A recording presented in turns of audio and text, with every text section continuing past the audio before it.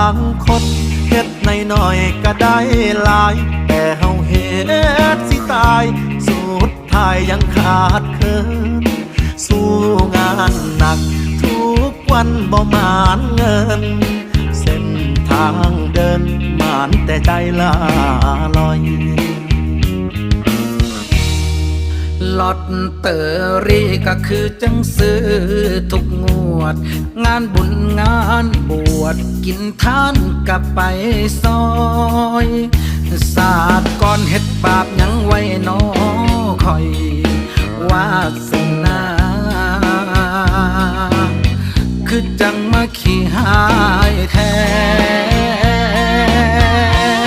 ให้คิดสาว่าเจ้านายเฮาคือกรรมเก่าให้คิดสาว่ามาใส่หนี้เขาซาดนี้ท่องคำว่าทน